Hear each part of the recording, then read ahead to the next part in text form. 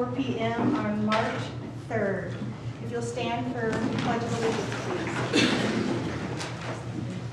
I pledge allegiance to the flag of the United States of America and to the republic for which it stands, one nation, under God, indivisible, with liberty and justice for all.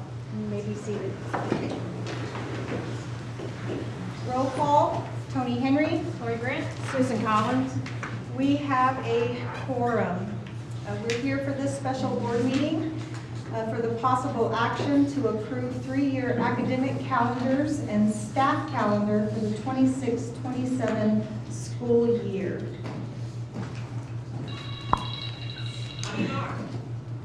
President Henry and members of the board, a feedback survey was distributed to parents and guardians on February 12th, and in addition, several schools posted it on their Facebook and put it out through Class Dojo. And of those responses, 65% of them were in favor of the proposed calendar change, 32% preferred to maintain the current calendar structure, and 3% indicated that they would support either as long as they were told soon and given enough advance notice to plan accordingly. Then in reference to the staff, that was 72% of the staff was in favor of the changes and 28% requesting to have it off.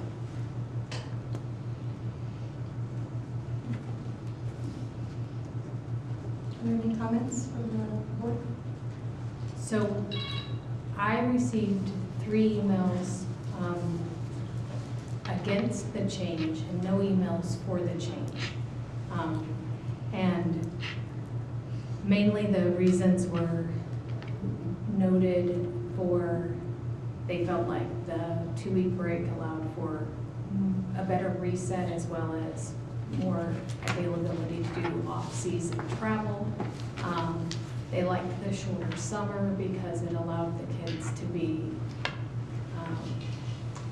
a longer break. They felt would just lead to more boredom and more loss of any knowledge. And that was what I received. Mm-hmm. I received similar feedback. Any additional feedback? I've gotten just anecdotally, people that have talked to me a lot, and like I said, it's anecdotally. It's not it doesn't support what the survey shows, but people that have responded to me have said that they would prefer to have the 2-week breaks in the shorter summer. And not responded, but approached me. And one of the things that I'm concerned about with the change is that our partnering organizations that provide childcare during the summer, during breaks, that kind of thing, they've already finished their grant cycle for the next school year. And is it fair to them, is it being a good community partner with them for us to make a change at this point? Or would it be better to make the change a year from now when they have a chance to write that into their new grant cycles? Any of the feedback I've had has been about 50-50. I've had a couple of emails asking to keep it the same, and spoke in person with people who were in favor of the change. So,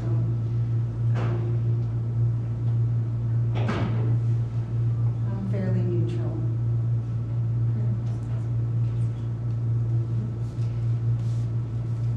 Maybe, so the cycle, the 3-year calendar cycle is just a typical 3-year calendar cycle that is done repeatedly throughout the years. It's always this 3-year cycle. Maybe it would be good to share some of the reasons that we thought it might be better to go to the 1-week breaks versus. So I didn't bring my summary, but I do know, in going through and categorizing all the comments that were in there, majority of the reason that came to light was we did have parents request it through town halls and various forums where the parents can speak, that the 2-week break was very difficult, especially in the single parents were more vocal about the lack of availability of childcare during that 2-week, or A lot of them were also stating that during that, after an extended break, which would be anything more than a week, the teachers need to spend 2 to 3 days, if not the full week, to kind of review what was done prior that break. And they were pointing out that we have a week-long Thanksgiving, there's the 2-week fall, the 2-week spring, the 2-week winter, plus summer, so that was totaling to a minimum of 5 weeks of trying to review to catch up because of the long extended breaks. Not that that would change if we go down to a week, but they were talking about the incontinuity of the education being given, the lapse of time in that 2 weeks and the teachers needing the time to recoup that, and the majority of them were just wanting a longer summer because some of them had a longer activities planned, and that short time did not give them a lot of time to recoup when they came back home, so they can spend more time traveling during the summer and then have a chance to recover prior to school starting. As far as the staff surveys, it was more aligned to the need to hire and recruit teachers. With our earlier start, it's difficult to get our new teachers here on time and go through orientation prior to school starting because the East Coast is out. I did want to mention, but I forgot to mention, was a lot of the, we have staff members who have children that might be elementary with the academy or with Mojave College, and they're trying to align the holidays where ours are 2 weeks. The academy does not offer fall intercession, and they only do 1 week spring, so it made it difficult to plan the vacations between with their families, with the students in different schools. Now, we always think KUSD first, but that was something that was actually mentioned quite often as well. I will say more of them spoke to please retain the 4-day school week, with a few just mentioning to consider the 5-day, but that was not on the. So just so that we're clear, there were 2 different surveys put out, one for staff and one to parents. Correct. And it was more or less 2/3 in favor of the change and 1/3 not in favor of the new calendar. Correct.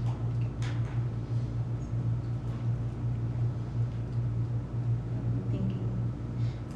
I'd like to move that we continue the current calendar for 1 year and then implement the new calendar in the 27-28 school year. Could we change the language to consider the new calendar in 1 year? Sure. Not necessarily require it, but. Sure, we could. I would second that motion then. Okay, so the motion before the board is to continue for the 26-27 school year in the current calendar with the 2-week breaks and the 4-day, and then consider the proposed 3-year calendar cycle. Can that be done by state statute, or is the three-year academic calendar set in statute? It's not a state statute. Okay, that's just our policy. It is our policy because it's better for us for planning, finance, grants, and contracts. Any other comments?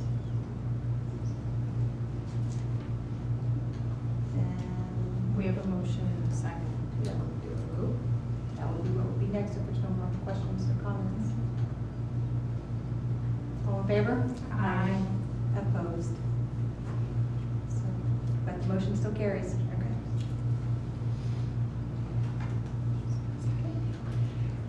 And that leads us to the adjournment. Is there a motion to adjourn? I make a motion to adjourn. I will second. All in favor? Aye. Any opposed? All right, meeting is adjourned, 4:09. That gives us time to prepare for the governing board workshop. Yes, because it's a new video.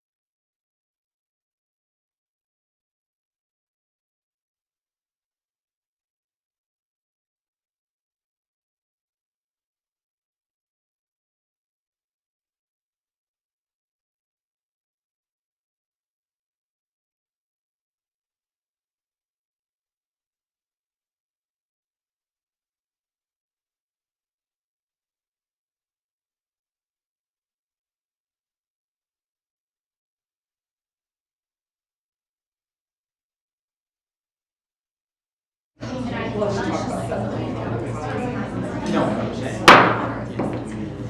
call to order this workshop for the governing board to discuss the fiscal year 2026 budget on March 3rd, 2026 at 4:15. Will you stand and recite the pledge? I pledge allegiance to the flag of the United States of America and to the republic for which it stands, one nation, under God, indivisible, with liberty and justice for all. You may be seated. Roll call, Tony Henry. Lori Grant. Susan Collins. We have a discussion. We will turn it over to President Henry, members of the board, welcome. Thank you for being here. This is our board budget workshop, and as a reminder, this is a public hearing, so if anybody has questions, comments, or anything that they would like to say, you are welcome to interrupt me as much as you want. So we are going to review state-reported financial risk analysis. We're going to understand how district revenues are calculated, learn the budgeting process and how funds are allocated, consider other common district funds, and review the impact of student enrollment. So every January, the state releases this school district financial risk analysis. There's several different categories. We won't spend too much time here, but I wanted to at least show that we are no longer considered high risk in any category. We cleaned up some incorrect data, we revised reports, and we're back in the normal range. I do want to point out though, in the first category, the change in weighted student count, where last year we were considered high risk, they kind of look at a percentage, and so while we're not at high risk this year, we are still losing ADM and student count. So in the future, we could potentially be back in the high risk as they look at it year by year, and then there's also like a 4-year loss that they look at as well. So this is one that we'll keep looking at.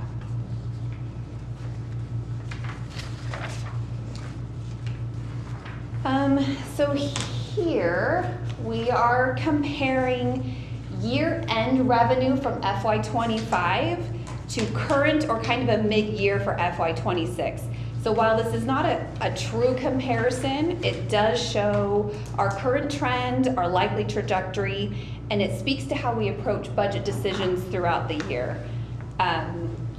So the RCL, this first line, that's the revenue control limit, and this is our state allocated revenue based on our average daily membership, or ADM, add-on weights for special education, other considerations. It includes transportation support. And so you can see so far we're down by about $1 million, and that does include a 2% increase from this year, but with the reduced student count, that affects that reduction. And it shows, if you look at the bottom section where it shows our non-weighted ADM, that's from year end of last year to kind of where we are today. You'll see the non-weighted has been reduced by just over 300. Total weighted ADM is down by over 400. And then the base amount has increased and the transportation revenue has stayed the same. So then the next line is the DAA, that's District Additional Assistance. That is also, I gave you little party favors. You have a BSA 55 report. It's very fun if you ever want to look through it, and you can kind of see how all of these things are calculated and how the state looks and calculates what they're giving us. And our revenue control, the DAA is in there. So District Additional Assistance, that also considers our ADM. It considers our growth factor, which we are negative as we are declining. We don't get a reduction there, but we don't get an increase because we are not growing. And then it considers like high school textbooks, there's an additional there. And that has stayed relatively the same, a little bit down because our ADM has gone down. Our one-time supplement payments, there's several, and they stay fairly consistent. One of them is the state aid supplement that's previously Prop 123, which technically ended last year, And this year they did like a one-time, we'll approve it as we continue to consider. And that one is funds from the state land trust. There's also an additional DAA in that one-time payment, and there is a free and reduced price lunch assistance there as well. And so then when we prepare our budget reports, our energy and water savings, it actually reduces our revenue instead of being considered an expense. And so it goes on the revenue page as a reduction. This is the funds that we put into basically a savings account, and then we pay our loan through that savings account. And the payments do increase. You'll see that it's slightly higher this year. The payments do increase every year. So altogether, our revenue is reduced by about 1.2 million. This can still change by the end of this year. We revise again in May, and if we continue to lose student count throughout the year, when I revise the budget in May, we could potentially be down more. We could go up. If we gain more students, it could go up.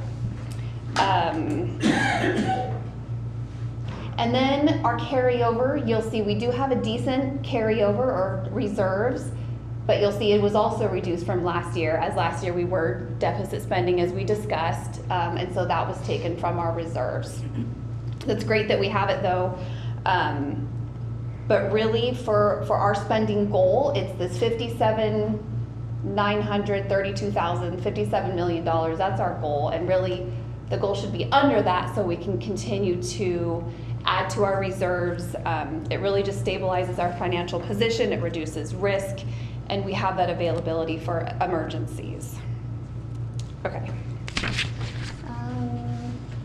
Any questions? I should pause and allow you all to speak if you have any questions.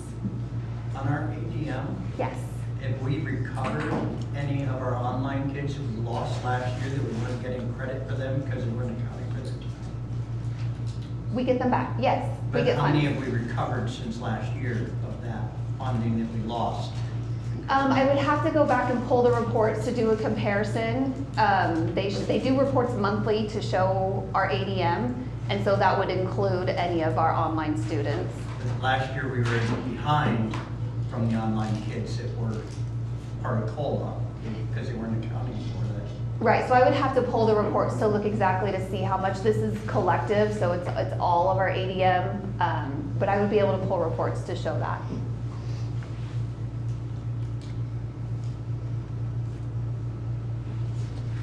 Okay, so I wanted to take you through the budgeting process, everything that we consider as we budget for the new year and make decisions during the current year. And sorry, the numbers got smaller because there's a lot.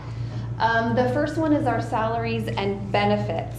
And so I kept the revenue up there so we can kind of keep a tally as we go through. So our largest expense is salaries and benefits. It makes up about 70% of our budget. It is down a couple of points from last year. Last year we were about 71.8, we're at 69.6 this year. This number could potentially change as well as people quit or we fill positions, this number fluctuates. So this is kind of a current as of now, but it also encumbers all current positions through the end of the year. So it is a likely target. All the benefits include medical, dental, health savings account, life insurance, state retirement, Social Security, things like that. And then this is all the salaries, insurance, and benefits. This is all the M&O portion. So each grant would also pay their own benefits out of their grant funds. So if we compare the end of year from FY25 to a likely year-end estimate for this year we're at that $40,333,000. Our salaries, I already said that, fluctuates. So then the next section, I broke down all of our salaries by category and different positions. So we have certified teachers, certified other, which would be your administrators, and then classified. So salaries alone, without the benefits and everything, that's about 50% of our budget. So as we start budgeting for next year and consider raises, I've calculated an estimate for next year of about 1.2 million. While we did not do district-wide raises for this fiscal year, classified hourly employees did receive 3.06% in January. We also increased classroom site fund payments and introduced a new instructional improvement stipend. So with all of that, most employees in the district received some kind of an increase. And then another topic that has been discussed is adding additional teacher days, teacher prep days throughout the calendar year. So I wanted to show what that breakdown and that cost looks like. So if we add the days, say to the last day of a break or something to that effect, we take our certified teacher salaries per day, and then we add benefits. It's $125,000 per day that we add to the calendars for teachers to be there when kids are not. Okay. So if I know 4 days was kind of being floated around, so that would be about $500,000 to add those 4 days. If you happen to add them like on school days and we had to extend the calendar because we're doing it maybe on a Monday and then the kids have to be back in for a week, we would also have to add in salaries for classified staff and everybody else to be there. So we're likely doubling that $500,000 to about $1 million to add that. So then I also broke down just substitutes to kind of see where we're trending there. We've finished about 72% of the school year, at least when I pulled these numbers last week. And so at 72% of the school year finished, we are trending down in our subs, our short-term and long-term, at about 63 and 68%. So that's great. I also broke down per day. We're spending a little bit less per day this year so far compared to last year. So that's also good. And then that's about 3% of our substitutes is, 3% of that is of the salaries. Okay. Any questions so far? Okay. So you'll see we have $57 million to spend. We've already spent 40 of it. So then we allocate to schools and support departments. I have last year's ending compared to what we budgeted for these departments for this year. And some of the things I've listed on the side, things that we budget for. At the school level, it could be teacher stipends, teacher vouchers. That's where we give a dollar amount per teacher so that they can spend for whatever they need for their classroom. Different supplies, classroom, administrative, custodial, nurse supplies, furniture, and equipment. In athletics, we're looking mostly at coach stipends and travel. The curriculum and advanced learning, that's for our curriculum, instructional aids, textbooks, IT, all of our technology, software, hardware. Transportation can be repairs, maintenance, parts. And our special education, again, is going to be supplies, any equipment needed, and our purchase services, anything that we can't hire for in-house. Could be psychology, speech, physical therapy, occupational therapy.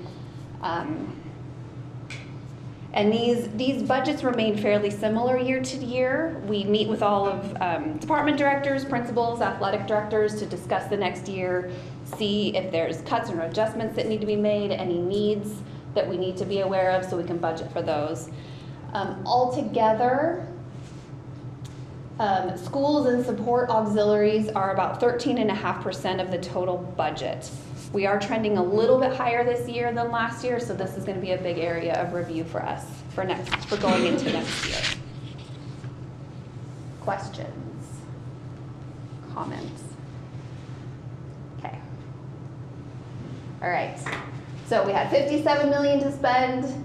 We've spent 70% in salaries and benefits, 13 in schools and support auxiliaries. Next we go to contracted services, insurance, our debt, monthly recurring expenses, and security.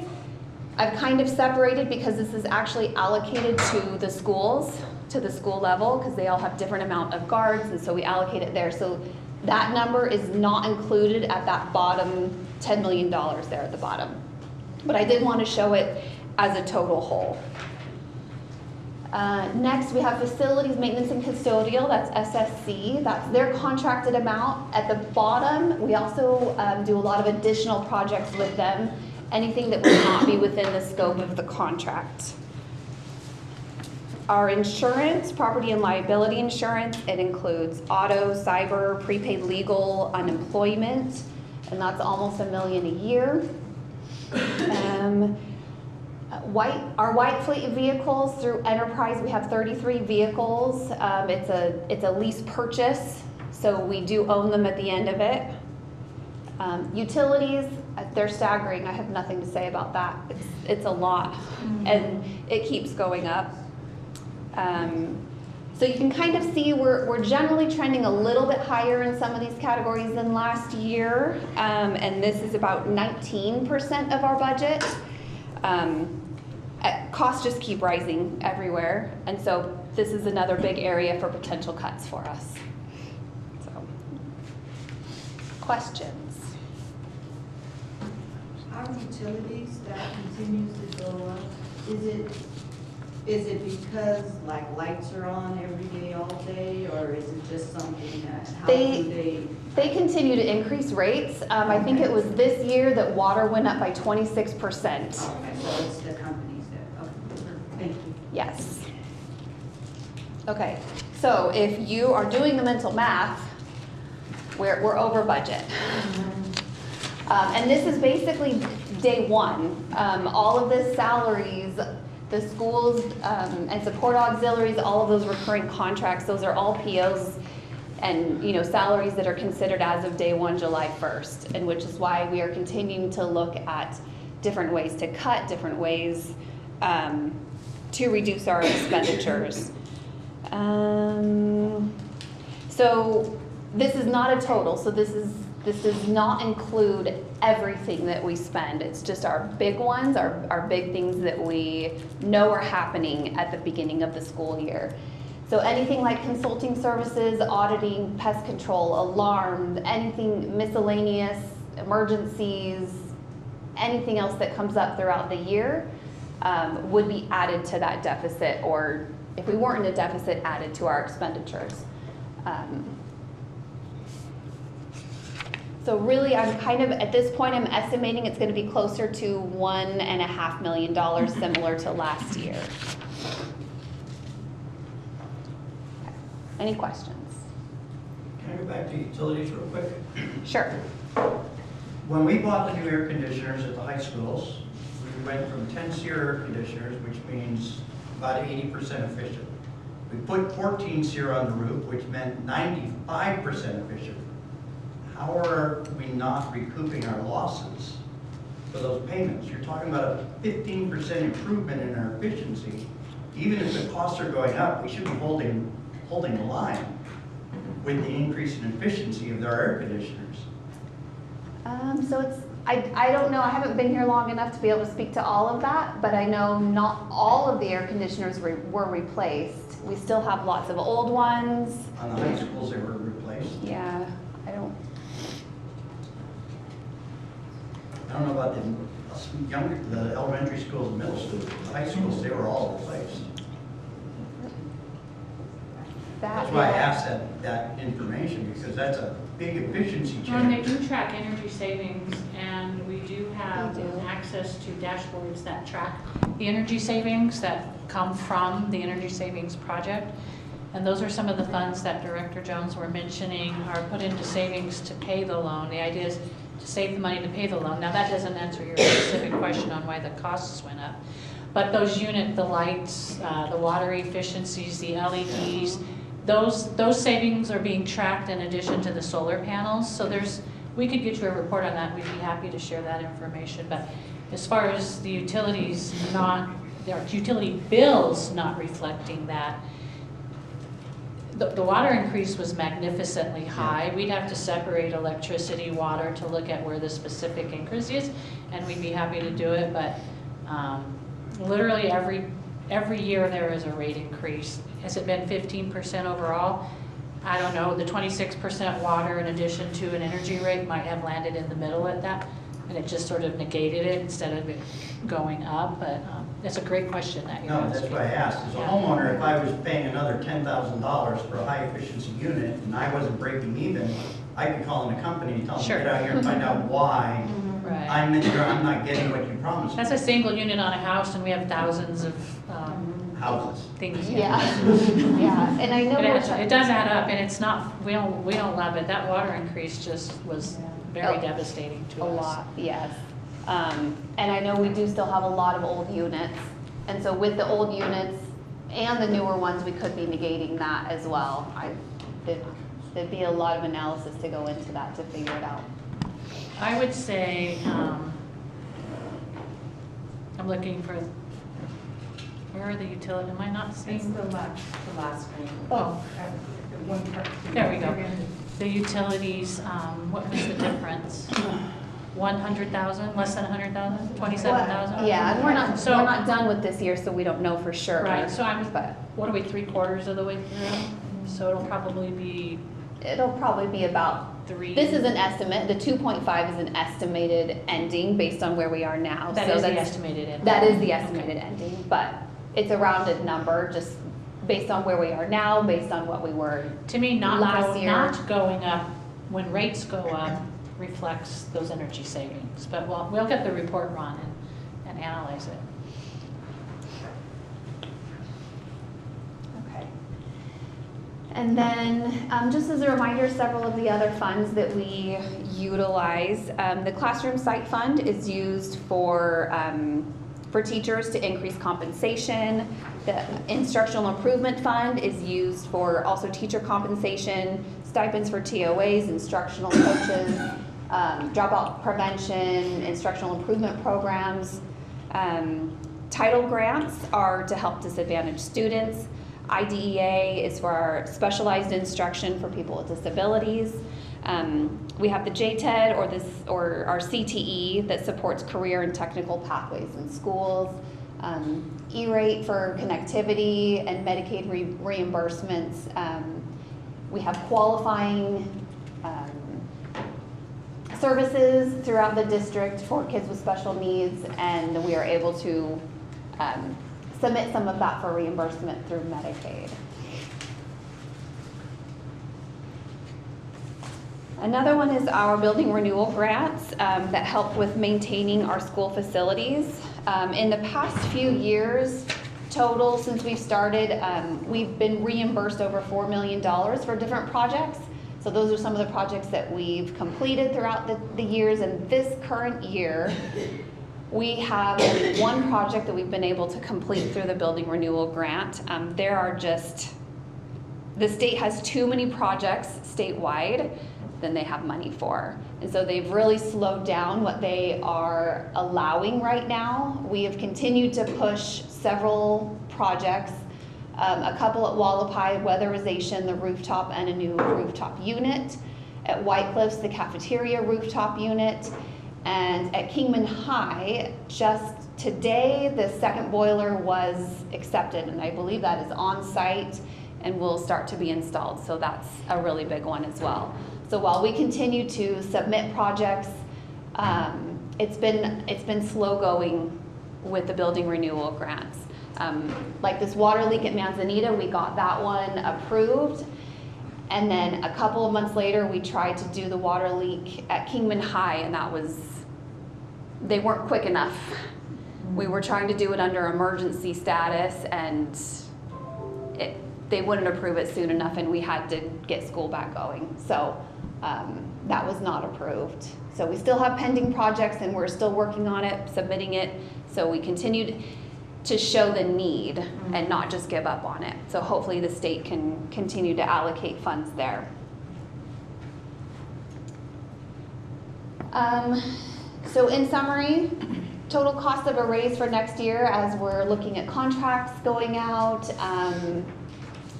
it would be a potential $1.2 million for a 3% raise, similar to the raise, the 3.06% that classified received. Weighted student count has decreased 400 from May of 2025 into December 2025. And so that reduction would be over $2 million. We are also trending a decrease of expenditures in salaries and benefits of about $2 million from M&O from last year to this year.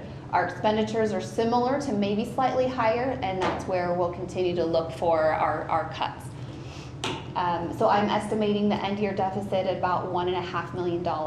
We're fortunate to have the reserve that can handle that deficit, but the goal is to maintain the reserve and to balance expenditures.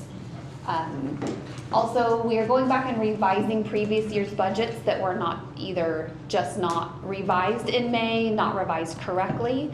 I've started with FY23, I have 24 and 25 to continue to go through. This may positively impact our current budget reserves. I am trying not to be too hopeful, but there's the potential there. So as I get more information and get through that process, I'll be able to hopefully share good news at some point this year on that. Okay, so far any questions? Great. All right. Okay, I'm going to shift over to the side of the room for a minute. The impact of student enrollment on numbers is pretty grand. Our revenue comes from our student enrollment, period. Plus, some additional grants if you go through building renewal. But in general, taxpayer dollars are used to fund educational systems. And when student enrollment numbers decrease, there's a lot of things to look at. And it's tricky and it's difficult because we really want to look district-wide, and you'll often hear, don't find or save the money out of the classroom. Take it from anywhere else. But we have to look at the district in total. So I just wanted to share and briefly talk about a little bit what goes into guiding our decisions and thinking on staffing ratios, both in the classroom and in the district. So currently, the board approved staffing ratio for student to teacher ratio in kindergarten through 3rd grade is 25, 4th to 5th is 27, 6th to 8th is 30, and 9th to 12th is 32. Now again, enrollment numbers fluctuate day to day, so these numbers were pinpointed recently, but it can change at any given time. There are currently approximately 80 kindergarten through 3rd grade teachers, 39 4th and 5th, 58 6th through 8th, and 65 9th through 12th. So if you look at the total number of 3rd graders and the total number of kindergartners through 3rd grade, and do the division, that the ratio is currently 23-1. So just to be clear, there may be a teacher that has 27 and there might be a teacher that has 19. But if we take the total number of kindergarten through 3rd grade teachers and the total number of kindergarten through 3rd grade students, the average is 23-1, which leaves about 160 available seats. The same process in 4th and 5th grade. They're district-wide, or an average of 24-1 with 117 seats available. In the middle school, 27-1 with 174 seats available, and in the high school, total high school population, 28-1 average with 260 seats available. So where it becomes tricky is that's in total, correct? That's not in one school. So when we look at staffing ratios, we meet regularly and multiple times with principals to be certain that we're being fair and equitable on all campuses, that we're looking at the student population on the campus, the ratios by the grade levels on their campuses, and we use the term collapse to say, if there are 5 kindergarten teachers and 100 students, that's 20 students per class. If you were to take away 1 kindergarten teachers, you look at the new numbers, you make sure you're not going above the ratio. There's a lot of conversations, a lot of math, and a lot of analysis that goes into it. President Henry has sat through some of those conversations before. So she's been witness to the deep dive conversations. I'm really proud of the principals. They come and advocate for their schools. We look at the numbers, and it's a super meaningful conversation where we put students first and pay attention to teacher needs. But if you were to look at those total number of seats, the financial impact of that is about $1.25 million, right? You can quantify what those open seats cost us when you look at the revenue versus the expenditures to have those classrooms.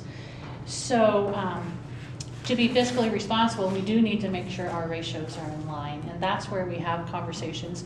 And unfortunately, in a declining enrollment climate, which we are in nationally, Kingman Unified is no different, and you have high retention of staff, there may be a need to have a reduction in force conversation. There is policy that says that superintendent and the team can make a recommendation to the board based on expenditures and revenues and looking at class sizes and revenues, that we can do a reduction in force when it comes time to offering contracts for the next year. Generally, we don't have to do a lot of that, and there will be a few reductions in force this year, but generally attrition handles it, as we've talked before. We have a few people retiring, a few people moving away. There are a handful of people on their second or third year of emergency certification, and those kinds of things generally handle any changes. But on a rare occasion, there are times when we have to have a conversation with a staff member and inform them that we're recommending to the board we will not offer a contract. And that list will come to you before the next board meeting. We are in those conversations right now. I do want to point out that as far as budget and finding the money to balance our budget, prior to COVID, our ratios were the kindergarten through third was 27, the fourth and fifth was 29, the 6th through 8 was 32, and the 9th through 12 was 34. That, 2 students per. And as you can see, what a minor shift, how expensive a minor shift in that ratio is. We've kept the lower rates.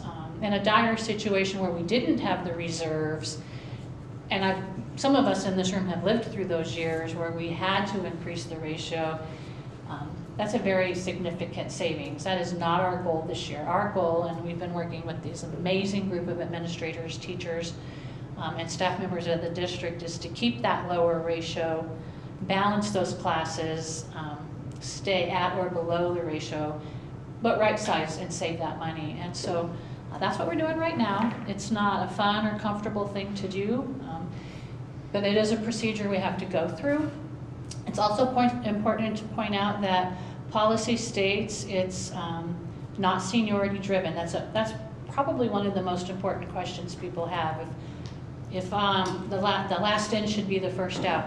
It has to do with certifications, for example. I mentioned earlier, if you're on an emergency certification, you can only have 3 years of an emergency certification. So if you're in that third year, you're not going to have the qualifications to be a teacher in that position the following year, so you would probably be considered before someone who has the qualifications. There's a lot of attributing factors that go into it. It's not just a random pick. Nobody wants to do it, but we do make those decisions in a very meaningful process. And then we meet with each teacher individually, should there need to be a reduction in force, and we always let them know while there might be a reduction in force at a certain grade level. We look district-wide, not necessarily just campuses. There may be an opportunity to transfer to another area. So maybe everyone's coming back at one campus and we need to reduce one, but there's 2 openings on another. We generally hook the teachers up with the principal so they can do interviews and that kind of thing. So tough situation, but it has to happen when you have declining enrollment. You can't keep the same staff when your student numbers are down. But we will, again, do our best along with the principals to be fair in that process. And it is not an exhaustive list. It's a pretty short list. And I hesitate to say, the grade levels or who or where, because again, the conversations are having this week.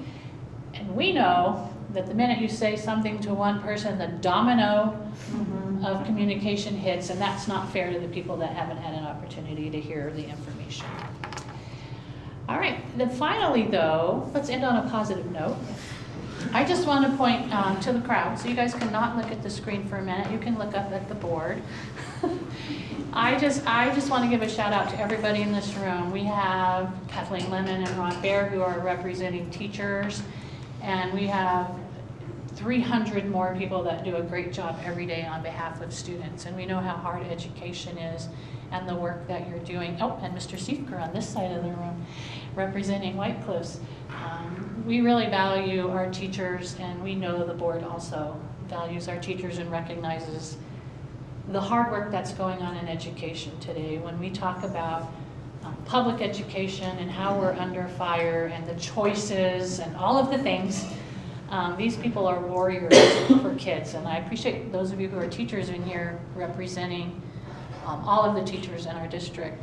And then I'm just going to give individual shout outs to Desert Willow Principal Penny Blattner, raise your hand, and Kingman Middle School Principal Christina Weaver, Surbat Principal Russ Scooble, Vice Principal Leilani Cypher from White Cliffs, Trevor Batt with Cola, Robert Brandingham with Mount Tipton, Isaiah Ward with Kingman High, Julie Runkle with Little Explorers, Kimberly Ward with Manzanita, Jennifer Hannon with Lee Williams, Jennifer Rose with Wallapai, Stephanie McCowan with White Cliffs. These are our school leaders who go to battle every day as well. And one thing that the board has challenged the district group, including Becky Trujillo and Liz Alvin, two of our directors, is to make Kingman Unified a place where students want to be. And we fight daily, don't we? And when I say fight, I mean that in all the positive ways. That the eclectic personalities that come into a classroom, right, with a parameter of needs is magnificent. You see students who are highly supported, have all the resources, they're capable and they're ready to fly, and in the mix are students who are just happy to be at school because it's warm and they're gonna get a meal and someone might smile at them. And that, there's a lot of work that has to happen there. And we love our parents, and they're not all easy. Exceptions in the room. But you have to balance that relationship, right? And we task our schools with being somewhere that students want to be and they don't leave. And these principals show up daily, and it is not easy. And so I really want to end on the thought that together we can. And we're working tirelessly, constantly, as a team to make Kingman Unified School District the exception to the chaos that's happening in the choice world. And are we perfect? No. Do we need to grow and evolve, and are there things we need to work on? Absolutely. But together we will continue to welcome all students on a pathway to informed and engaged citizenship through programs and instructional environments where students prepare for their futures. We're investing in these students, and I say it everywhere I go, that taxpayers are investing in what we do. So when Margot, and she did a brilliant job, I think, amazing job on our workshop today, talks about $57 million. Those $57 million represent people who are working hard and earning money in an economy and then sharing part of it with us so that we can educate kids. So we do need to be fiscally responsible with those dollars. We need to increase positive engagement within our district, because sometimes when it gets hard, we turn on each other, if we're being honest, right?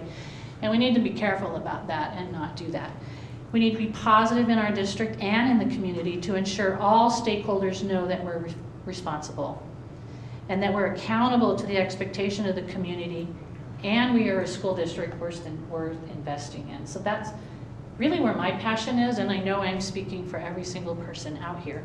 So I want you to look for, as we finish the workshop today, during the hard and trying times that are going to come between now and May and every day after, and increased awareness campaigns designed to showcase what KUSD offers. We do a lot of that. Valerie does a fantastic job getting to the schools, getting photos, putting positive information out there, as do the schools.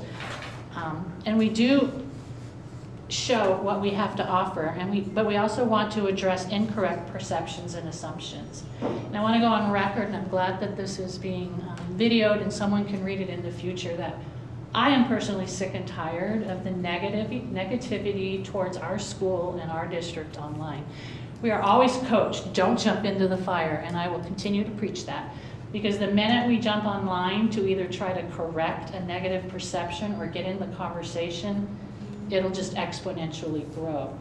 And so we really going to start a campaign where, without jumping into that fight, that we battle it. And the only way to combat that is to saturate the market with positive promotions. And that can't just be Valerie. She's a one-woman warrior, and I know the principals are doing that, but we're going to have to collectively come together, because I think sometimes we're afraid to positively promote ourselves, because when we do, there's vultures waiting in the wings, right, to attack what we've said. But I think if enough of us do it together, then we can turn the tide. So it'll take all of us showing pride in our district and what we're doing. There will be increased communication among stakeholders who may not have students in our schools. That's been a personal focus of mine.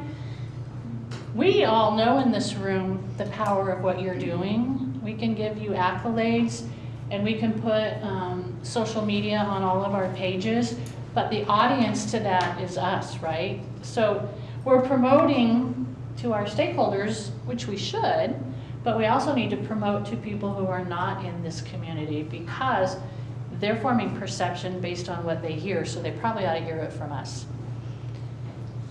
And finally, we want increased participation in community events, councils, advisory committees, educational opportunities, so that our community leaders know the value of our programs firsthand.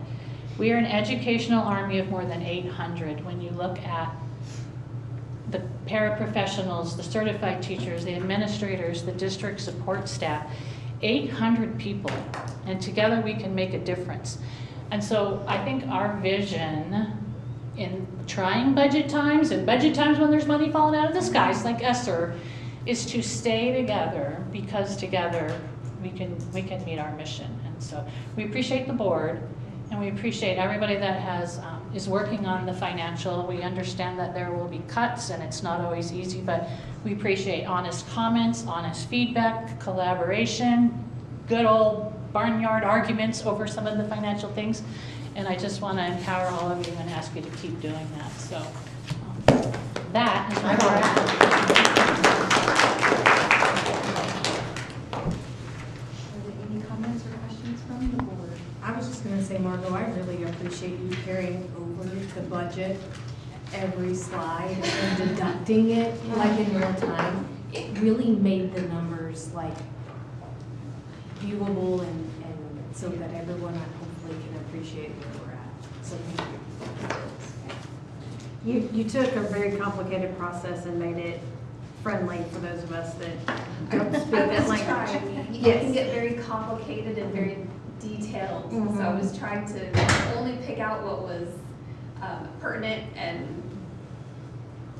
You did a great job of that, thank you. Thank you. You did a wonderful job for that. The only question, and I probably ask it at every one of these, is when it comes to the loan payments for the energy, you had made the comment that that loan payment increases.